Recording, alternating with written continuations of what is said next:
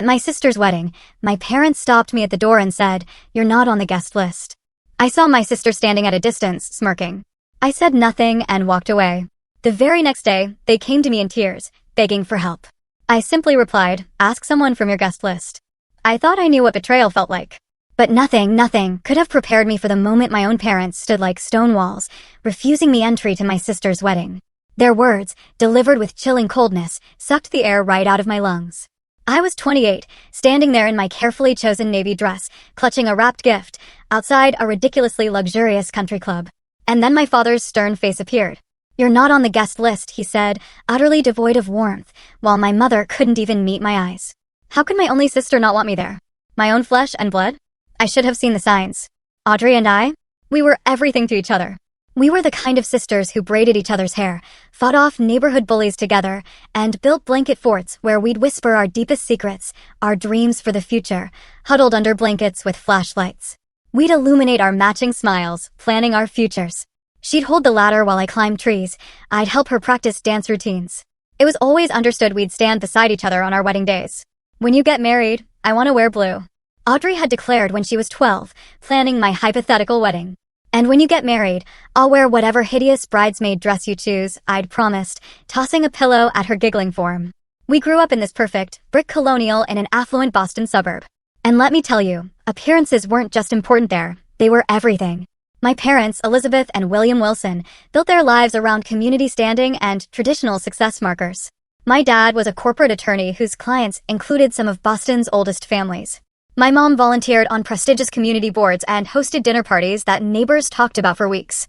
They had a vision for us girls: prestigious colleges, respectable careers, and marriages to suitable men from similar backgrounds. And Audrey? Bless her, she followed that script perfectly. Boston College, communications major, prominent PR firm job. She joined the right social clubs, maintained the right friendships, and dated men my parents approved of. She called home twice weekly and returned for Sunday dinners whenever invited. Her Instagram feed looked like a preppy clothing catalog: tennis matches, charity galas, brunches with girlfriends in matching headbands. Me? I took a hard left. Art, my absolute passion, was just a hobby to them. But I chased it. I went to Rhode Island School of Design instead of their preferred Ivy League, then bolted to New York City to actually be an artist. My tiny Brooklyn apartment, full of mismatched furniture and paint-splattered floors? My mother visited once, and I swear, she nearly fainted. My unconventional friends, my unpredictable income, the fact that I actually spoke my mind at family dinners, all of it branded me the family disappointment. "When are you going to get a real job with benefits, Samantha?" my dad would boom, his standard greeting at holidays. "Those tattoos are going to look terrible when you're older," my mother would add, eyeing the watercolor floral design on my forearm. "At least Audrey understands responsibility," they'd inevitably conclude. And Audrey? She'd just offer those sympathetic glances that, over time, got less and less frequent. The distance between New York and Boston? That was nothing compared to the emotional chasm that swallowed us after college. Our calls dwindled, our texts became hollow. Audrey's life was all Boston social circles, mine was New York's art scene. We'd still connect for holidays, but even then, I started hearing our parents' critical tone creeping into her voice when she talked about my life choices. Then, 2 years ago, Audrey met James Hamilton at some fancy charity gala. And that's when everything truly started to unravel. James was old Boston money, family investment firm, the whole package. He embodied everything my parents valued: pedigree, wealth, conformity. 6 months later, I was summoned home for a special family dinner. My mom was practically vibrating with excitement. James is wonderful. His family belongs to the same country club as the Prescotts. That evening, I watched Audrey transform. Her warm, genuine laugh turned into this practiced, tinkling giggle. She'd cut me off whenever I mentioned my art or my New York friends. When I started a harmless story about our childhood tree-climbing adventures, she practically leaped to change the subject. My father, beaming, told James, "Audrey's always been the sensible one. Samantha, well, she's always been our free spirit." The way he said free spirit, it sounded like a terminal diagnosis. James just looked at me with polite disinterest throughout dinner, his eyes flickering with something like disapproval when I dared to mention my recent gallery showing. He invited my parents to their Nantucket place, conspicuously leaving me out. Audrey said nothing. The engagement announcement? A family email chain. Not even a phone call. I immediately called Audrey, genuinely happy despite my gut feeling about James. But her voice was so formal. "I'm here to help however you need," I offered, excited. "Oh, that's sweet," she hesitated. But James's mother has a planner, and honestly, it might be hard for you to help from New York. Warning signs flashed, but I ignored them. I asked the obvious question, when should I be looking at bridesmaid dresses? The silence was deafening. We're still figuring out the wedding party, she mumbled. James has a lot of sisters and cousins. A week later, my stomach dropped. Instagram. Audrey had already chosen her 6 bridesmaids, James's 3 sisters, 2 college roommates, our cousin Kayla. All perfectly coordinated in cream-colored dresses, champagne flutes raised, bride tribe, sashes gleaming. The caption, so blessed to have these women standing beside me on my special day. Hashtag bride tribe, hashtag blessed, hashtag squad complete. Asterisk squad complete. Without me, asterisk, I texted her, trying to swallow the lump in my throat. Congrats on finalizing your bridal party, red heart. Her reply, thanks. Didn't want to burden you with bridesmaid duties when you're so busy and far away. You understand. No, I did not understand.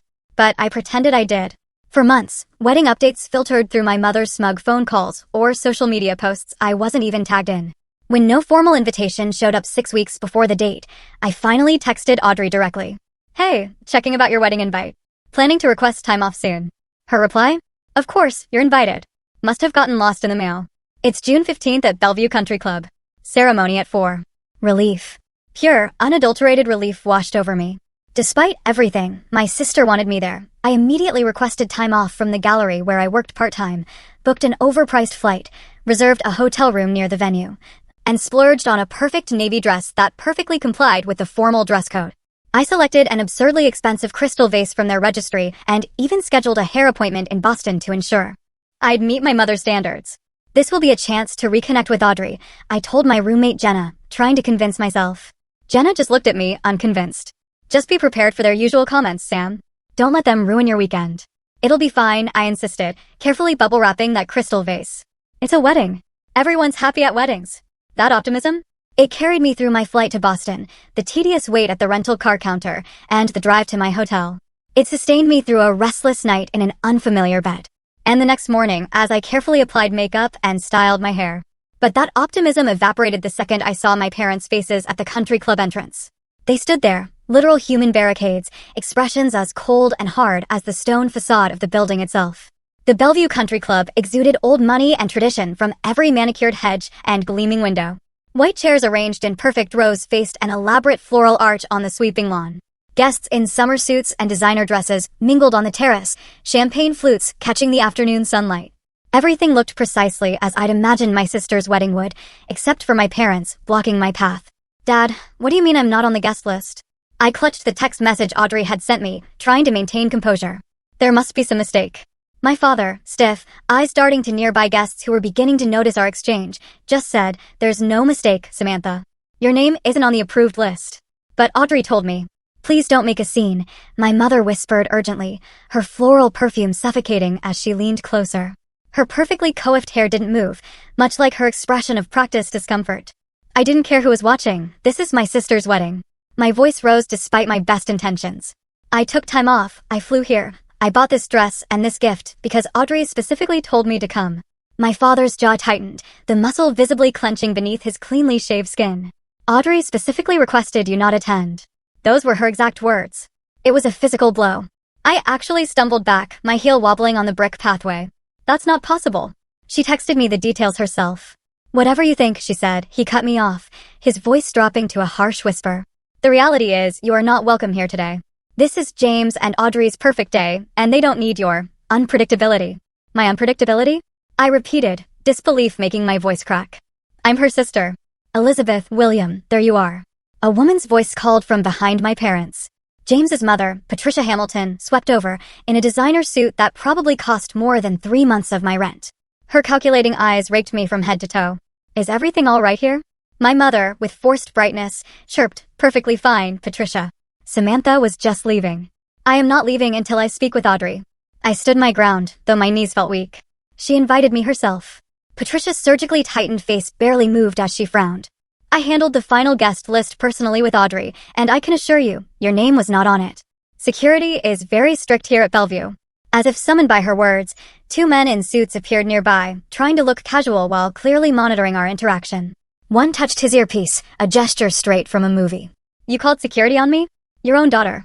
I stared at my parents in disbelief. We didn't. My mother stammered quickly. It's standard procedure here for family members. Is that standard procedure too? I thrust the gift box toward them, my hands trembling. Turning away your daughter from her sister's wedding? Patricia Hamilton's eyes narrowed. I should check on the bride. Audrey is so anxious to have everything perfect today. Her emphasis on perfect felt deliberate as she glided away, already speaking into her phone. I fumbled for my own phone, scrolling to Audrey's number while fighting back tears. The call went straight to voicemail. I texted, I'm here at the venue, but Mom and Dad won't let me in. Please come talk to me. The message showed as delivered, but remained unread. She's busy getting ready, Samantha, my father said, his voice softening marginally, perhaps recognizing the pain evident on my face. This is her day. She's my only sister, I choked out, hating how my voice broke. I have a right to be here. Rights? His momentary softness vanished. What about Audrey's right to have the wedding she wants without worrying about what unpredictable thing you might say or do? Without your alternative friends making James's family uncomfortable. I came alone.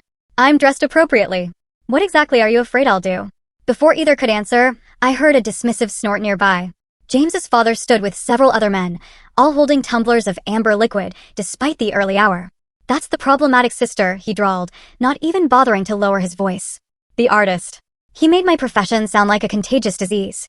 My phone buzzed. For a moment, hope surged that it was Audrey. Instead, I saw my cousin Kayla's name. *OMG, are you outside? I just heard James' mom telling security not to let you in no matter what. The realization hit me like a physical blow. This wasn't a misunderstanding. This was deliberate. My stomach clenched. I looked up to see one security guard approaching while another spoke into his radio. Ma'am, I'll need you to return to the public parking area, the first guard said with rehearsed politeness. These are my parents. I said, gesturing wildly. That's my sister getting married. Nevertheless, we've been informed you're not on the approved guest list. His tone left no room for argument. My mother touched my arm lightly. Samantha, please don't make this harder than it needs to be. Then it clicked. The awkward family dinner 3 weeks ago, when I'd mentioned the wedding. My parents exchanged glances. Audrey suddenly fascinated by her salad. The abrupt subject change to James's promotion. I had attributed their behavior to typical family awkwardness, but now I understood. It had been guilt. How long have you all known I wasn't invited? My voice was unnaturally calm. Their silence was my answer. Miss Wilson, I need you to come with me now, the security guard insisted more firmly this time. Guests openly stared now. Some whispered behind manicured hands. I recognized faces from childhood, neighbors, family friends, relatives, all watching my public humiliation, doing nothing. The weight of their judgment, layered with my family's betrayal, was unbearable. Fine. I choked out, thrusting the wrapped gift at my startled mother. Give this to Audrey. Tell her. Actually, never mind. She clearly doesn't care what I have to say. I turned and walked away, every ounce of my dignity screaming. Security followed, a discreet shadow. Once in my rental car, safe behind tinted windows, I finally broke. Rain began to fall, gently at first, then matching my tears, pounding against the windshield. Guests hurried inside, shielded by attendants with umbrellas emblazoned with the country club logo. Perfect weather for a perfect day, I muttered to myself, hands gripping the steering wheel though. The engine remained off. My sister, the one I'd protected and loved throughout childhood, was getting married 100 yards away. And I wasn't allowed to witness it. Kayla texted again. This is so messed up. Do you want me to come out there? No, I texted back. Stay. Someone should see Audrey get married. Take pictures. Then, seriously, Sam, something weird is going on. No one will say why you're not invited. It's like they've created some big secret about you. The rain intensified, drumming against the car roof like accusatory fingers. I rested my forehead on the cool steering wheel, wondering how my family could have become so unrecognizable. Or, maybe, I just failed to see who they truly were all along. Back in my sterile hotel room, Kayla's texts kept coming, each one twisting the knife. James' mom keeps making these weird comments about family stability whenever anyone asks about you. Then, your mom told Mrs. Jenkins you couldn't make it because of health reasons with this super significant look, and the final blow. Found the wedding program. No mention of you anywhere. Not even in this special thanks section where they listed like everyone else. Then a photo. The wedding party. Perfectly staged. My parents, beaming, flanking Audrey in her elaborate white gown. Everyone smiling as if their family were complete. As if I didn't even exist. I tossed my phone aside and curled up on the hotel bed, still in that carefully chosen dress. A memory surfaced, painful and clear. Audrey, 14, pinky finger extended solemnly. Promise we'll always be there for each other no matter what, she'd asked after a particularly vicious fight with our parents about her curfew. I'd stood up for her then, absorbing our father's anger so she wouldn't have to. Promise, I'd responded, linking my finger with hers. Sisters before misters. Family above all. What had happened to that sister? When had she become someone who could erase me from the most important day of her life, without even a direct conversation? The hotel phone's shrill ring startled me. For a wild, desperate moment, I hoped it was Audrey, coming to her senses and apologizing. Instead, it was Amanda Lewis, my mother's oldest friend, who'd known me since childhood. Samantha, I just heard what happened. I can't believe Elizabeth and William would do this to you. Believe it, I said flatly. Apparently, I didn't make the cut for my only sister's wedding. Amanda sighed, a sound that carried decades of familiarity with my family dynamics. There's something you should know. I've been hearing rumors and I wouldn't normally repeat gossip, but under the circumstances, my grip tightened on the receiver. What rumors? James's family, she said softly. They've been telling people you have substance abuse issues. That you're unstable. Elizabeth didn't correct them when I heard it at the rehearsal dinner. She just gave that martyred look of hers and said something about supporting you through your challenges. The room seemed to tilt around me. That's insane. I've never had substance problems. I barely even drink. I know that, honey. Anyone who actually knows you knows that. But the Hamiltons are influential, and Audrey seems determined to fit into their world at any cost, including erasing her sister. James convinced Audrey you might cause a scene or embarrass her. He mentioned your bohemian lifestyle being incompatible with their social circle. I laughed bitterly. My bohemian lifestyle consists of working 60-hour weeks between my art and my gallery job, living with a roommate because New York rent is impossible, and occasionally getting Thai food delivered when I'm too exhausted to cook. Real wild stuff. For what it's worth, Amanda added, I don't think Audrey came up with this exclusion on her own. That boy has been isolating her from anyone who doesn't fit his image of the perfect society wife. After thanking Amanda for her honesty, I reluctantly opened Instagram. Wedding photos were already appearing, professionally shot, perfectly staged. Audrey looked radiant. One caption read, surrounded by our entire loving family as we begin our journey together. #HamiltonEver. Entire loving family, the words burned. I switched to Facebook and found more photos from guests, including one where my absence was conspicuously unmentioned in the comments. Beautiful family portrait. The Wilsons and Hamiltons unite. What a perfect match. Audrey looks just like Elizabeth did at her wedding. Not a single, where's Sam? Not one person questioning the missing sister. With shaking hands, I opened my laptop and checked my email archives, searching for any wedding-related communications. What I found only deepened the betrayal to an unbearable degree. A message from my mother, 11 months ago, mentioning Audrey and James thinking about a June wedding. Another from my father, 8 months ago, referencing wedding planning in full swing. The timeline was crystal clear. While Audrey was texting me about being too busy with work to visit New York, she was actively planning her wedding. While my parents were vaguely referencing family events next summer, they were finalizing details for a celebration I wouldn't be part of. The most damning evidence came from Audrey herself, a casual email from 4 months ago. So busy with life. What's new with you? I'd responded with details about my art show and asked about wedding plans. Her reply, nothing finalized yet. We'll keep you posted when we know more. She'd been lying. They'd all been lying. Creating an elaborate fiction to keep me believing I was included, while systematically ensuring I wasn't. My phone buzzed again with a new text from Kayla. * reception starting. I feel awful being here when you can't be. What they did is so wrong. * I texted back. Not your fault. Just tell me one thing. Was my name ever on any guest list? Even a preliminary one. Her response came quickly. * I just asked the wedding planner, pretending I was confused about seating. She checked her records and said, your name never appeared on any version of the list from day one. I'm so sorry, Sam. * The confirmation hit like a physical blow. I curled around a pillow in my hotel room, body shaking with silent sobs. It wasn't just that I'd been excluded from my sister's wedding. I'd been erased from my family's narrative altogether. My parents, who should have advocated for me, had instead helped construct the lie. My sister, who had once promised to always stand by me, had decided I wasn't worthy of witnessing her most important day. I'd lost not just an invitation to an event, but my entire concept of family. Every childhood memory now required re-examination. Every family photo on my apartment wall suddenly felt like a fiction. If they could exclude me so completely from this milestone, had I ever truly belonged? In that sterile hotel room, surrounded by the debris of my preparation for an event I wasn't welcome to attend, I reached the lowest point of my adult life.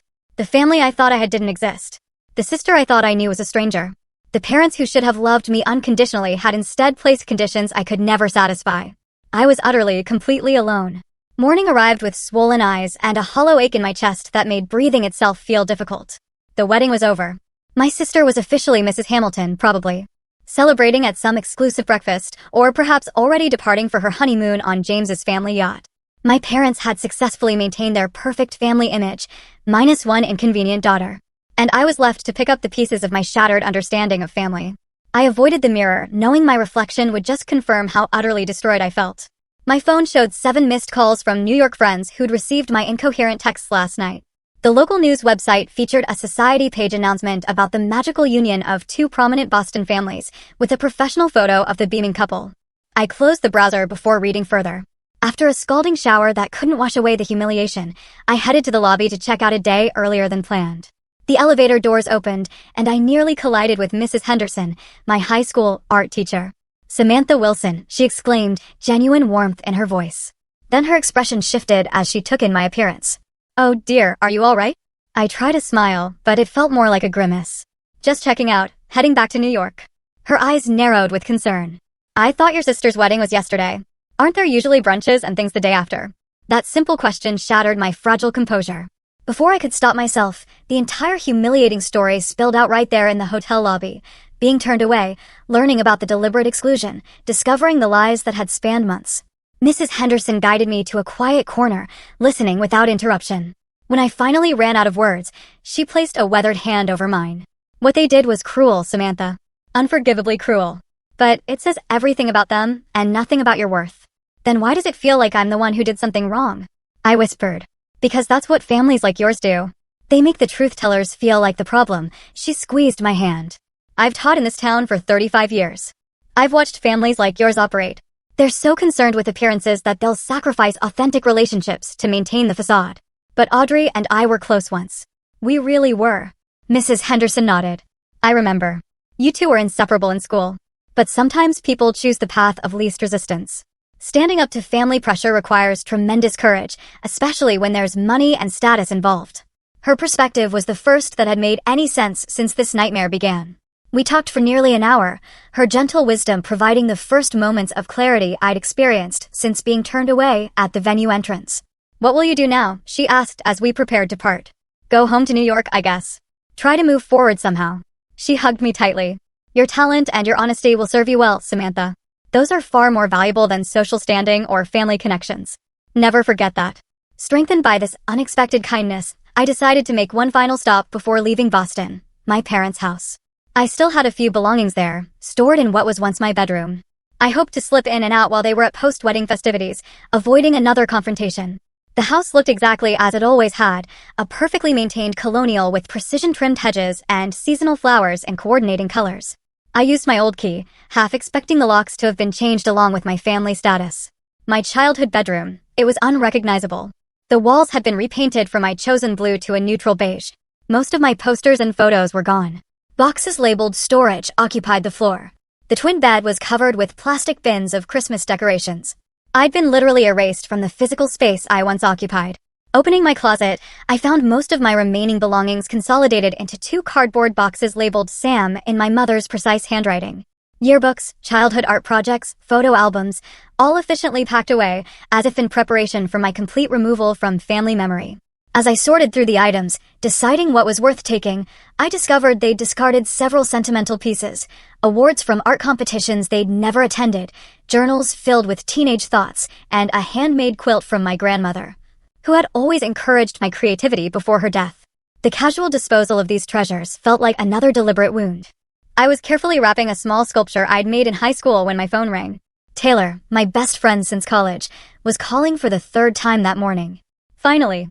I've been worried sick since your text last night. What the actual hell, Sam? They didn't let you into your own sister's wedding." Hearing Taylor's fierce indignation released something in me. I sank to the floor of my former bedroom and told her everything, from the moment of rejection at the venue to discovering my room transformed into storage. "That's not a family, that's a cult," Taylor declared. "Seriously, who does that to their own daughter? Their own sister. Apparently mine. Well, F them star. No, seriously, F all of them. You deserve so much better than people who would treat you this way." Taylor's anger on my behalf felt like a warm blanket around my cold shock. "You still have family, Sam. It's just not the one you were born into. It's the one you've created. Me, Jenna, Miguel, all of us who love you exactly as you are. Her words triggered a memory from therapy sessions I briefly attended after college.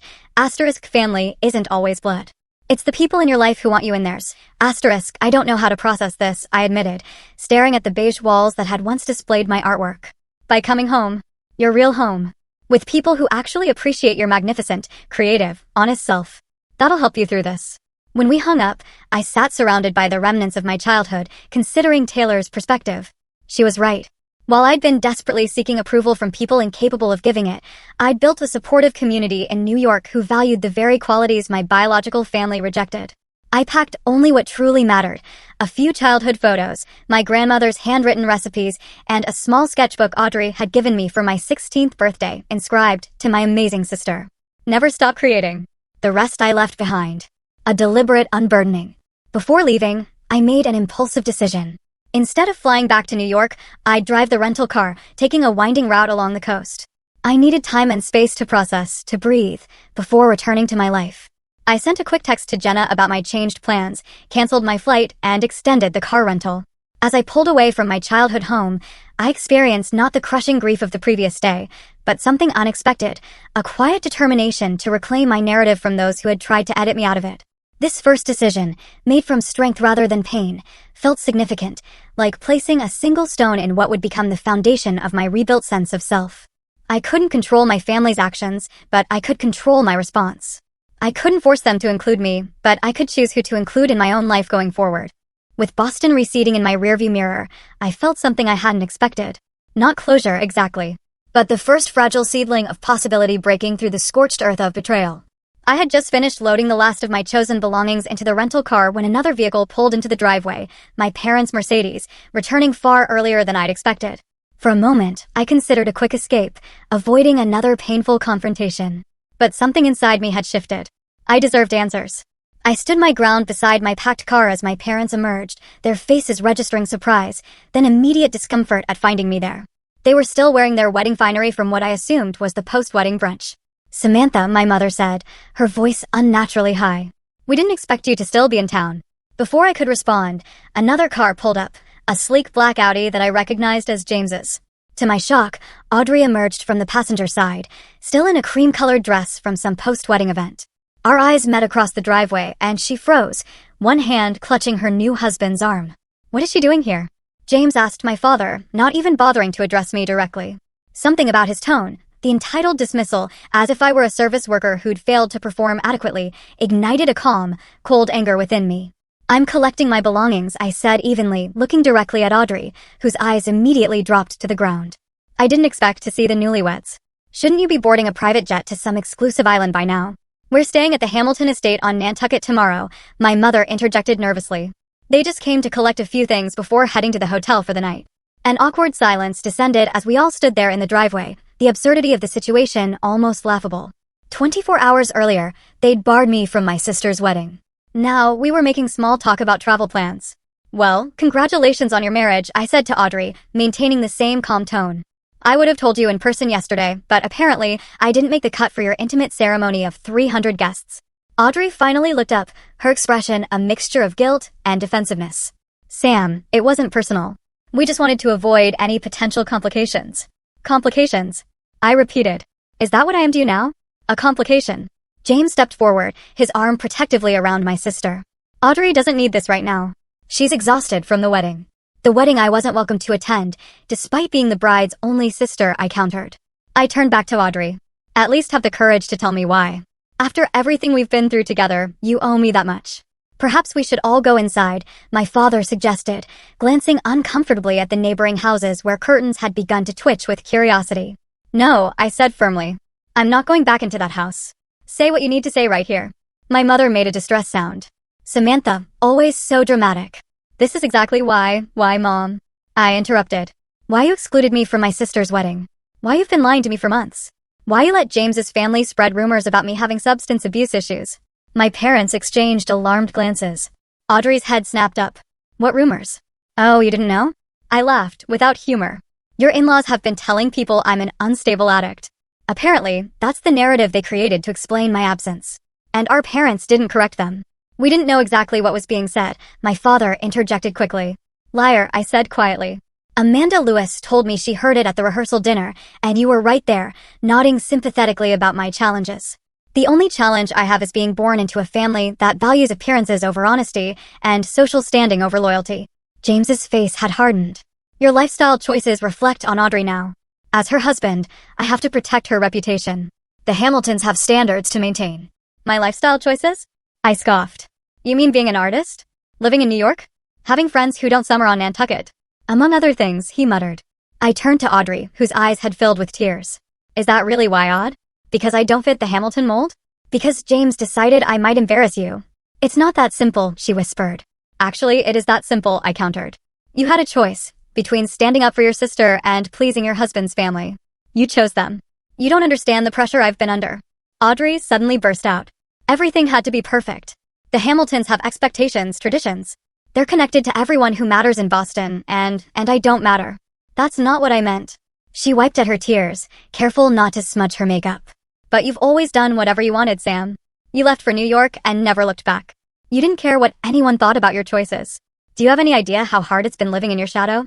My shadow. I stared at her in disbelief. I've been the family disappointment since I chose art school over Harvard. How could you possibly be in my shadow? Because you were brave enough to leave, she cried. To build your own life. I've spent my entire life doing what everyone expected, being who everyone wanted me to be. And you just walked away from all of it like it was nothing. The revelation stunned me into momentary silence. My perfect, compliant sister had been envious of my independence. So excluding me from your wedding was what? Punishment for living my own life. It was easier. Okay. Audrey's voice cracked. It was easier to exclude you than fight for you. James's parents made it clear they didn't approve. Mom and Dad agreed it would be simpler if you weren't there. Everyone just wanted things to go smoothly. And lying to me for months? Leading me to believe I was invited, letting me buy a plane ticket, book a hotel, buy a dress and a gift? Was that easier too? She had no answer for that, her gaze dropping once more to her designer shoes. My father stepped forward, his authoritative courtroom voice taking over. What's done is done, Samantha. Creating a scene now won't change anything. It would be best if you just returned to New York and gave everyone some space. Space? I echoed. I've given you nothing but space. I moved hundreds of miles away. I built my own life because there wasn't room for the real me in yours. And still, that wasn't enough distance for you. My mother attempted to take my arm. Darling, you're upset. We understand. No, you don't understand. I interrupted, gently removing her hand. You've never tried to understand me. But I finally understand you. All of you. I looked at each family member in turn. You're so terrified of authenticity that you would rather lose a daughter and sister than risk a moment of social discomfort. James scoffed. Always the dramatic artist. Better a dramatic artist than a spineless conformist, I replied calmly. Audrey, I hope your marriage brings you happiness. I truly do. But know this. The same people you're trying so desperately to please would discard you in a heartbeat. If you ever stopped fitting their mold. Just like they did to me. That's enough, my father said sharply. You're right. It is. I picked up the last box from the ground and placed it in my car. I didn't come here to cause the scene Audrey was so afraid I'd created her wedding. I came for my belongings and some closure. I have both now. As I opened my car door, Audrey took a step toward me. Sam, wait. Maybe we can talk later, after things settle down. I looked at my sister, really looked at her, and saw not the confident, radiant bride from the wedding photos, but a scared woman who had traded her authenticity for acceptance. I won't be waiting by the phone, I told her quietly. If someday you want a relationship with the real me, not some sanitized version that makes your in-laws comfortable, you know where to find me. But I won't be diminishing myself anymore to accommodate people who see me as an embarrassment. The release of speaking these truths felt physical, as if I'd set down a heavy burden I'd been carrying for years. I got into my car without another word, leaving my stunned family standing in the driveway of the house where I'd grown up, but never truly belonged. As I drove away, I glanced in the rearview mirror. My parents had already turned toward the house, but Audrey remained, watching my departure. For a brief moment, I thought she might call out or run after me in some dramatic reconciliation scene. She didn't. She simply stood there, James's hand firmly on her elbow, as I turned the corner and disappeared from view. I hadn't caused the scene they feared. I hadn't broken down or begged for inclusion. Instead, I had found my voice and set my boundaries with dignity. For perhaps the first time in my life, I had stood my ground not through rebellion or defiance, but through a conviction of my own worth. The road ahead stretched empty and open, a blank canvas of possibility. The coastal highway between Boston and New York offered a vastly different perspective than the quick plane journey I'd originally planned. I stopped frequently during that 2-day drive, at quiet beaches where I collected smooth stones, at small art galleries in Connecticut shore towns, at roadside diners where I ate alone but didn't feel lonely. Each mile created necessary distance between the person my family wanted me to be and the person I actually was. Each sunset over the water reinforced that endings could be beautiful, even when painful. Each morning brought a clarity that had been obscured by years of seeking approval from those incapable of giving it. "How are you holding up?" Taylor asked when I called her from a small beach in Rhode Island. Surprisingly, okay, I answered, realizing it was true. Something shifted when I finally confronted them. It's like I've been carrying this hope that someday they'd see me, really see me. Letting go of that hope hurts, but it's also incredibly freeing. That's some healthy perspective for someone who just got erased from her sister's wedding, she laughed. "Don't worry," I said, "I'm still planning to process this in therapy for the next decade." "As you should. But seriously, Sam, I'm proud of you. Standing up to family is the hardest thing." Throughout the drive, I stopped to sketch in the small notebook I always carried. Not polished work, just raw impressions of emotionally significant moments. The country club entrance where I'd been turned away. My childhood bedroom, now storage. The final confrontation in the driveway. With each sketch, I reclaimed these painful experiences as part of my story, rather than allowing them to define me. When I finally arrived in New York, the familiar chaos of the city embraced me like an old friend. The constant motion, the unapologetic diversity, the celebration of individuality, everything my hometown rejected was what made this place home.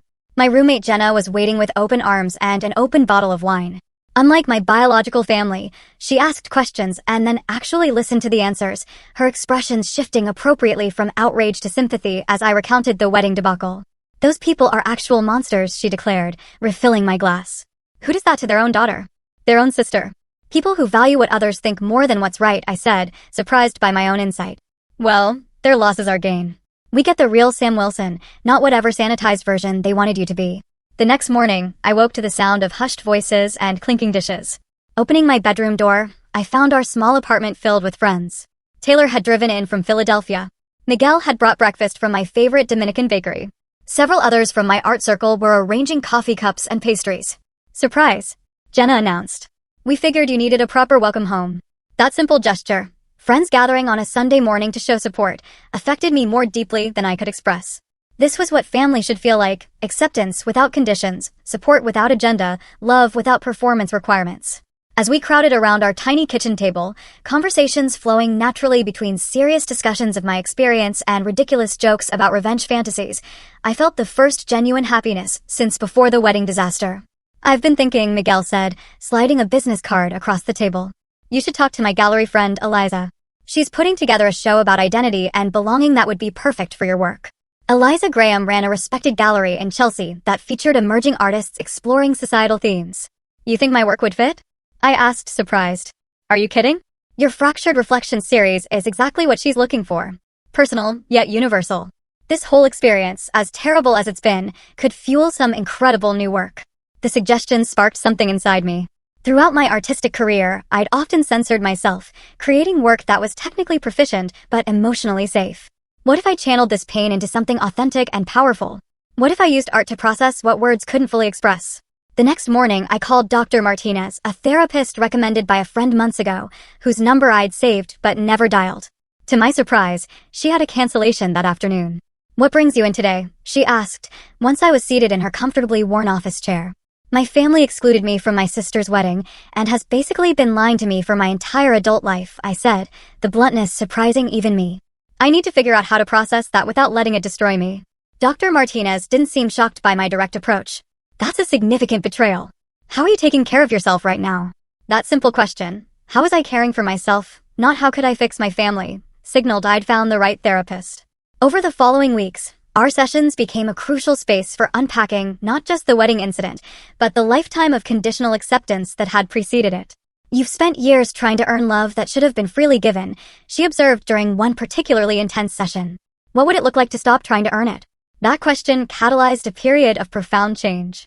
I began establishing firm boundaries with my parents' attempts to contact me, responding only when I felt emotionally equipped, ignoring them when I didn't. I blocked James on all platforms and limited what Audrey could see of my social media life. I started a dedicated sketchbook for family session drawings, creating immediate after each therapy appointment. Professionally, I took Miguel's advice and contacted Eliza Graham, sharing both my portfolio and, after some hesitation, the deeply personal story behind my newest work. To my amazement, she immediately saw the potential. "There's something raw and truthful happening in these new pieces," she said, examining sketches from my road trip that I developed into larger works. "The family silhouette series, especially the negative space where figures should be, is powerful." 2 months after the wedding, Eliza offered me a spot in her upcoming exhibition, Belonging, Identity in a Fractured World. The validation from someone who had no obligation to appreciate my work meant more than any family approval ever had. As summer transitioned to fall, I established new traditions with my chosen family. Sunday brunches with Jenna and our friend circle. Tuesday night life drawing sessions followed by cheap wine at the dive bar around the corner. Monthly gallery crawls with Miguel and his boyfriend. These rituals anchored me as I navigated life, without the family connections I'd once thought essential. I even changed my appearance in small but significant ways, cutting my hair into a style I'd always wanted but my mother had always criticized, getting a small tattoo of a compass on my wrist to remind myself to follow my own direction. Each change was a reclamation of self-determination, a quiet declaration that I no longer sought external approval. The most surprising development came in October when I met Michael at a gallery opening for a mutual friend.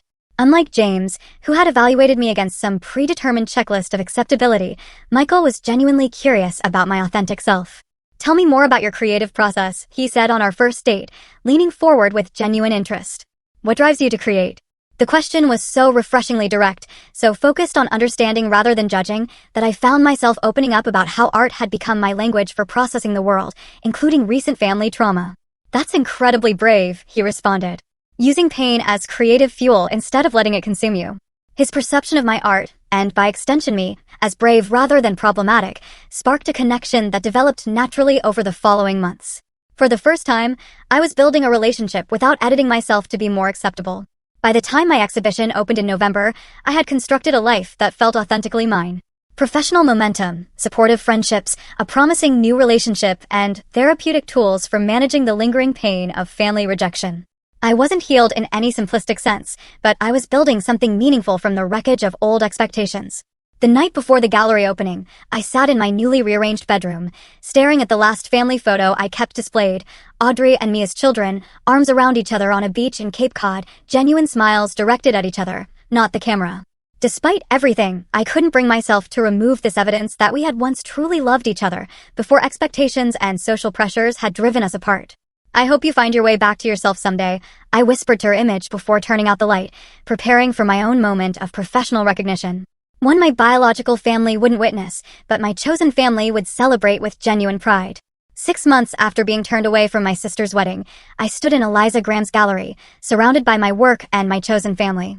Family silhouettes, presence and absence, had received unexpected critical attention, with an arts writer from The New Yorker calling it a powerful exploration of belonging and exclusion, rendered with technical skill and emotional authenticity. The success felt validating, but secondary to the personal growth the work represented. Each piece contained some element of my family story: negative spaces where figures should stand, fragmented portraits with missing pieces, translucent layers suggesting memories being rewritten.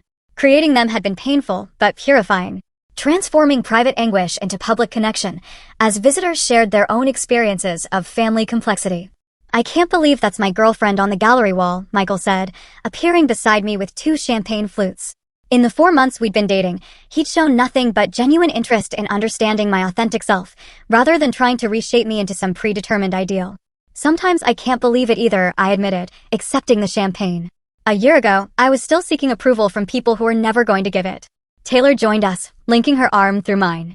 To Sam finding her voice and sharing it with the world, she toasted, raising her glass. And to our horrible family for providing such excellent artistic material. We laughed. A humorous sign of healing. The pain hadn't disappeared, but it had transformed into something I could carry without being crushed by its weight. That evening, after the successful opening, I returned to my apartment to find an unexpected envelope in my mail. The Boston postmark and my sister's handwriting sent an immediate pulse of anxiety through me.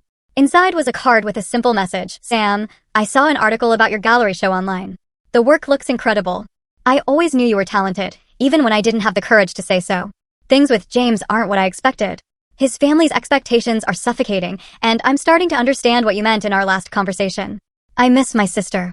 If you're ever open to talking, I'd like to try to rebuild some kind of relationship on your terms, not mine or anyone else's. Love, Audrey. I sat with the card for a long time, emotions swirling. Part of me wanted to dismiss it as too little, too late. Another part recognized the courage it must have taken for Audrey to reach out, especially if her marriage was struggling under the weight of the same expectations that had suffocated me. After careful consideration, I composed a measured response. Audrey, thank you for your note and for acknowledging my work. That means more than you might realize. I'm not ready for family holidays or pretending nothing happened. The wedding exclusion wasn't just hurtful, it was the culmination of a lifetime of conditional acceptance that I'm still processing. If you want to begin a conversation about building a new kind of relationship based on mutual respect and honesty, I'm cautiously open to that.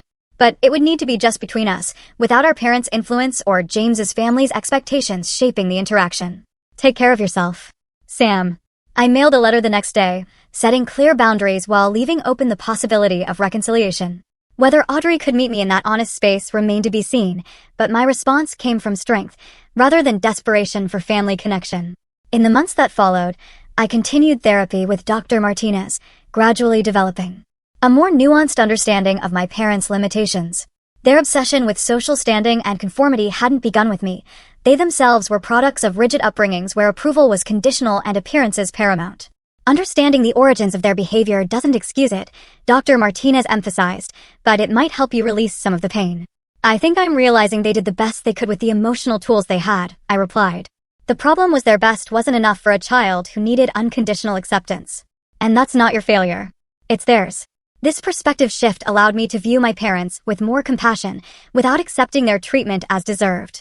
They were flawed humans who lacked the capacity to provide what I needed, not malicious villains intent on causing pain. This understanding didn't erase the hurt, but it helped me carry it differently. My relationship with Michael deepened as winter turned to spring.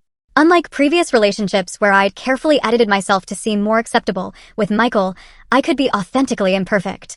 When he first joined me for dinner with my artist friends, he fit seamlessly into the chosen family I'd built, appreciating their quirks and contributions to my life. I love how you've created your own traditions, he commented after a particularly chaotic, but joy-filled Sunday brunch at our apartment. Everyone brings something unique to the table, literally and figuratively. I needed to reconstruct what family means to me, I explained. These people love me without conditions or expectations. They celebrate my successes without competition and support me through failures without judgment. That's what real family should be, he said simply.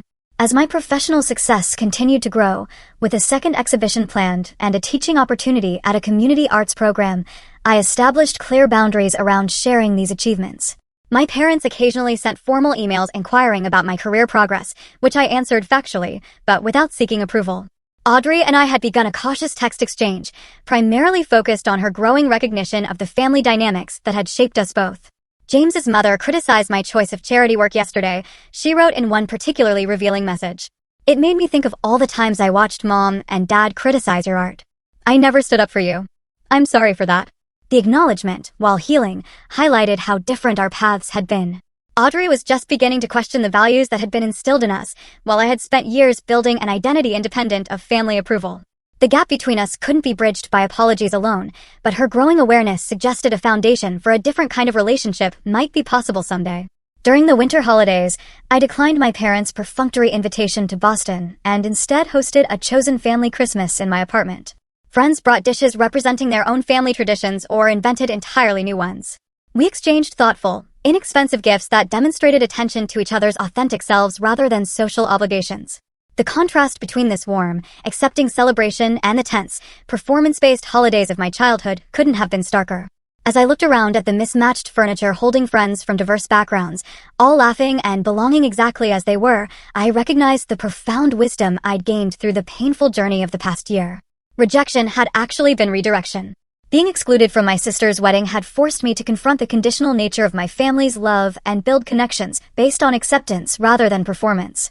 The pain of family rejection would likely never completely disappear. Certain milestones would always carry a sting of absence: future weddings, births, graduations, where family connections would be assumed but not present in traditional form. Yet I had discovered that family could be created rather than merely inherited, chosen rather than assigned, built on authentic connection rather than genetic obligation. What are you thinking about? You look so serious suddenly, Michael asked, finding me alone in the kitchen during a quiet moment in the celebration. Just reflecting on how sometimes the most painful experiences lead us where we need to go, I replied.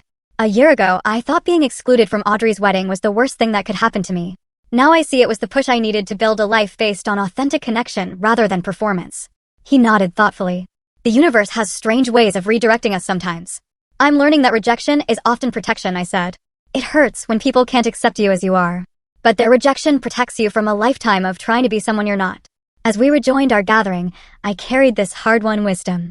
True belonging never requires you to betray yourself. Family, whether biological or chosen, should expand rather than diminish your sense of self.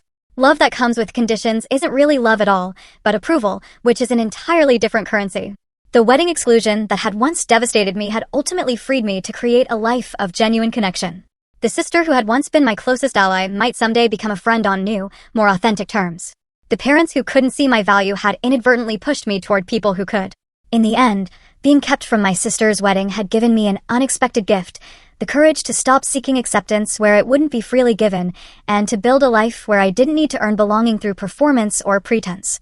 I had learned what so many before me have discovered through pain. Sometimes being excluded from where you thought you belonged leads you exactly where you need to be.